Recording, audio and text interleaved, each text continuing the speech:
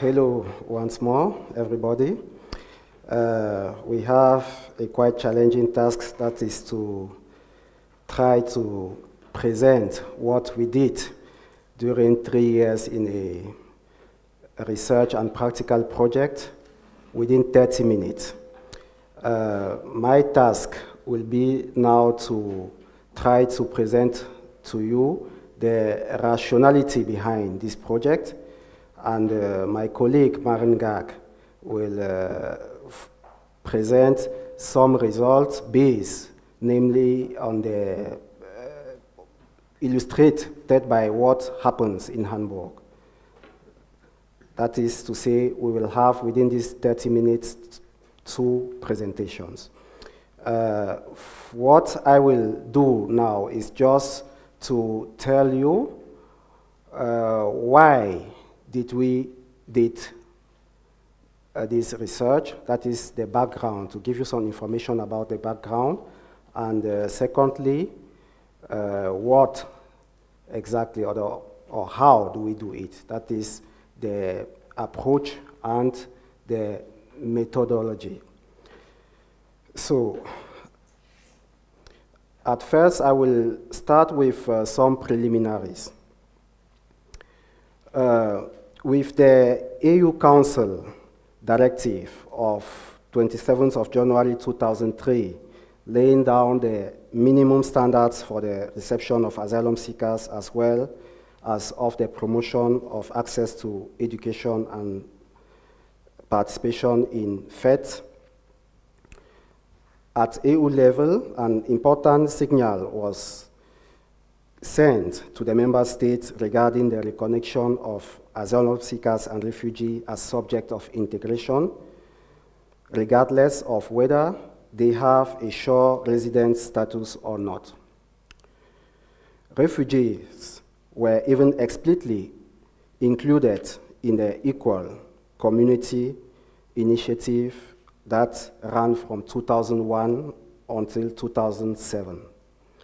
This can be seen as the intention to fulfill the aim as formulated in this directive. Equal made it possible to experiment with new ways to fight against discrimination and inequalities across Europe, in the labor market in particular. For the first time in the history of the European Union, the group of asylum seekers had been explicitly considered in an employment program. Despite the success of this program, in particular in the European thematic group 5, that is the one focusing asylum seekers, praised alike by all the EU countries and the commissions, Equal as a participant-oriented program, that is to say, the one which designed its activities basically in all levels around the direct benefits of the participant, was not restarted after 2007.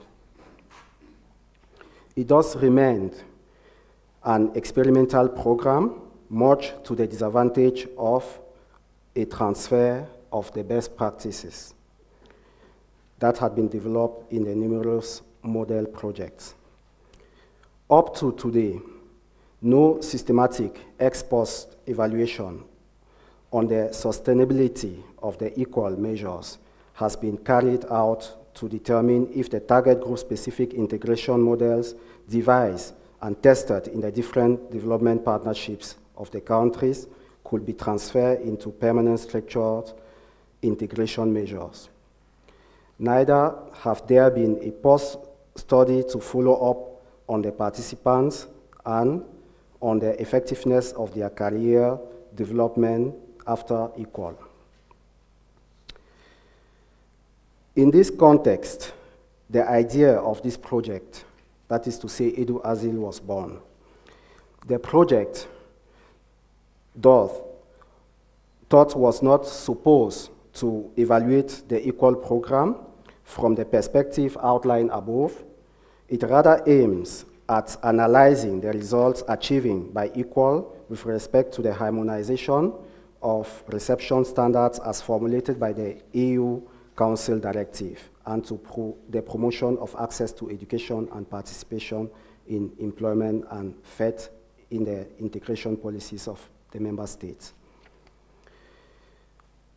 Based on case studies in 4 European cities, the question of access to education and training programs, as well as to the labor market for refugees and asylum seekers, was examined, while also highlighting the conditions of the success of such measures.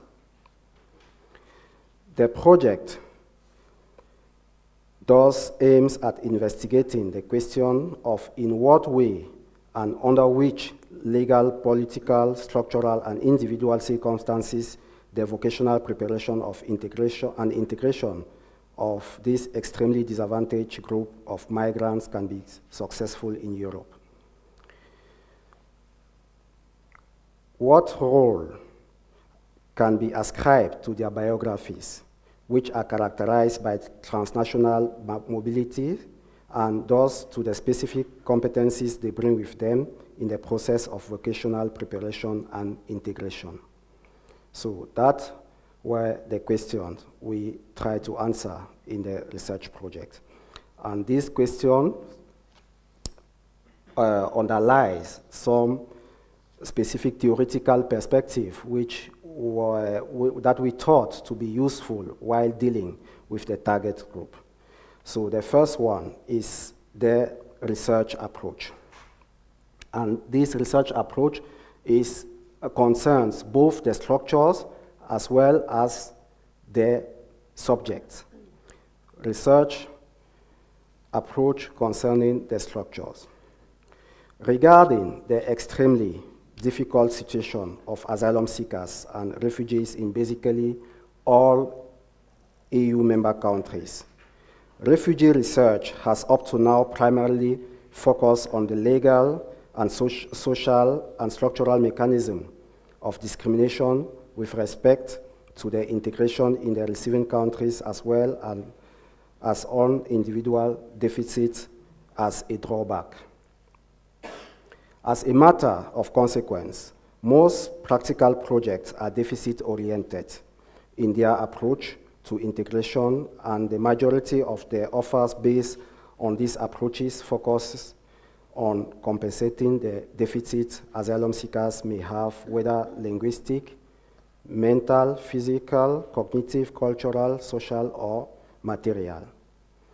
The approach developed in this project, however, was firmly resource-oriented, both towards the integration structures and the target group. This perspective is based on the theoretical approach that the spatial distribution of what Bourdieu calls structural capital, that is the quantitative and qualitative availability of valuable infrastructure, institutions, and services, constitute one of the most important structuring dimensions of the social space. Due to the spatialization of the different forms of capital, economic, cultural, social, and symbolic capital, specific capital configurations are to be observed in urban quarters, resulting from the given local objective conditions, including housing conditions and the availability of jobs, social and healthcare services. It is this form of capital varying across social spaces, the material conditions which are unequal distributed, that conditions the residents' development potential and their scope of action, thus their acquiring ability, and that define their access to and control over education, vocational, and labor market resources. Based on this assumption, in all 4 cities, a comprehensive survey of the existing structural resources was conducted, focusing on faith-related institutions of integration. That is to say, institutions preparing for the labor market, while also addressing the question of accessibility and usefulness of these structural resources for refugees and asylum seekers when considering the specific needs and requirements of this target group. The second approach on resources focuses yet the refugees themselves. In our society's public discourses, asylum seekers are mainly labeled with negative, hence stigmatizing attributes such as criminal, sluggards, parasites, or illegitimate beneficiaries of social services.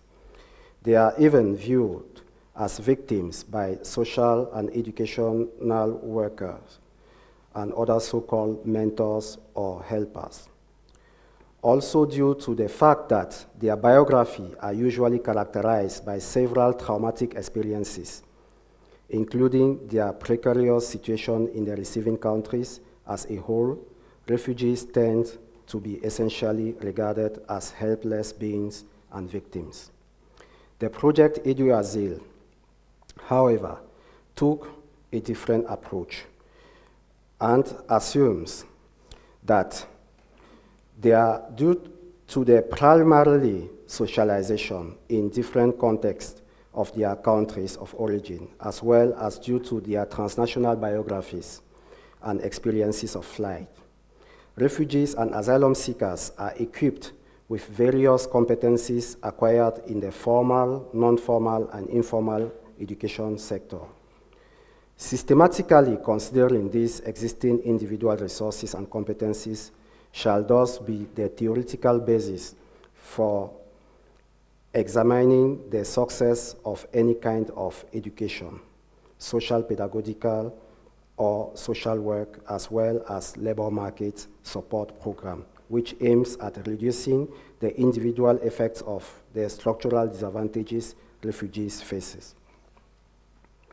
This contributes, among other things, to preventing the downgrading of refugees in the formal and non-formal education and faith system of the receiving European countries, which is usually the result of a wrong assessment of their qualifications and competencies, as well as the unnecessarily prolongation of the time this target group spends in the education system. In turn, the advantage of making use of the resources already available inter alia by including the qualification and competencies acquired in the countries of origin and during the flight in integration-related work are obvious. The transnational experience of flight under quite adverse conditions can thus be viewed as a biography resource, which may manifest itself in resilience, capability, regarding all the challenges which go together with the existing condition of a refugee in everyday life. Moreover, the capitalization of all learning experiences made by the refugees in the course of time in integration work also contribute to promoting lifelong learning for this target group, despite biographical breaks and disruption related to the flight. Focusing on the plurality of education places, formal and non-formal, or informal, which may serve as learning location before and during the flight, constitutes furthermore a contribution to life-wide learning.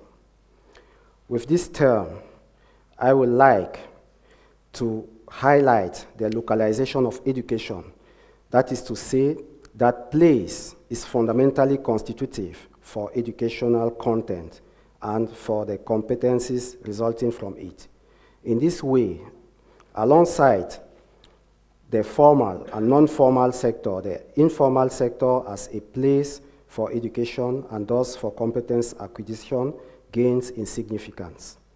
The combination of these three educational locations or sector is decisive in order to get a comprehensive overview of all the resources migrants bring with them in the context of their transnational biographies.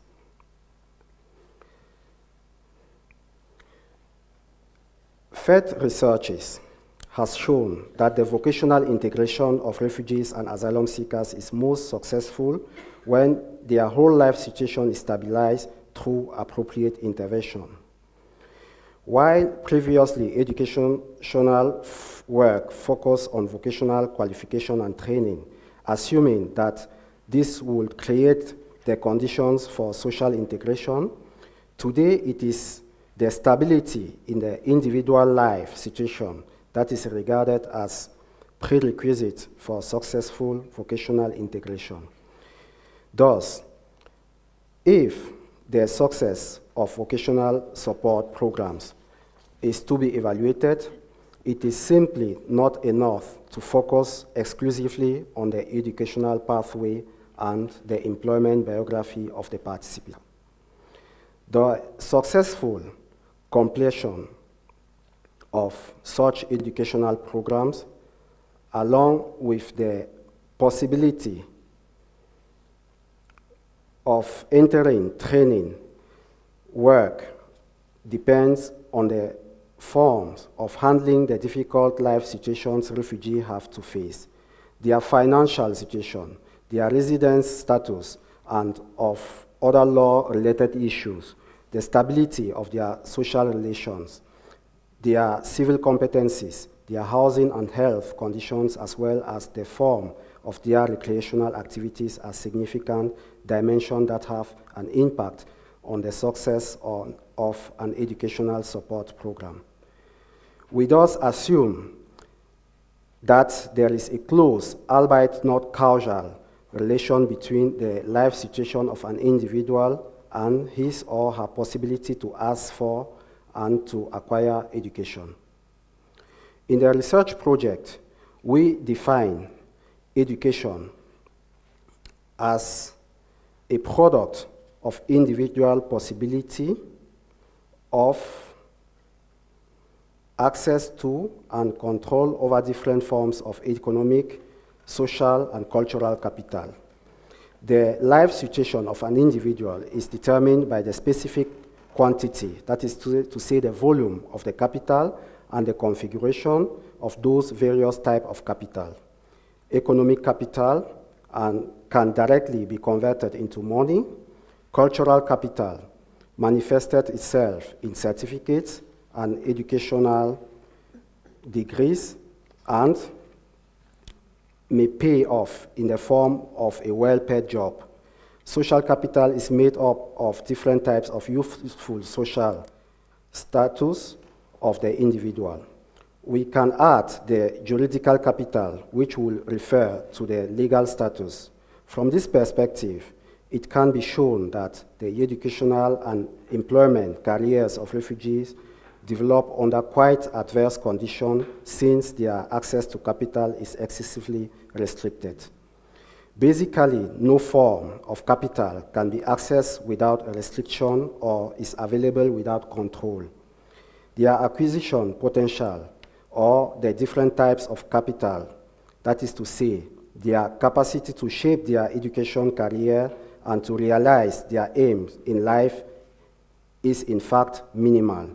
And in many cases, their specific capital configuration allow nothing more than to aim at individual self-realization under highly precarious conditions for years.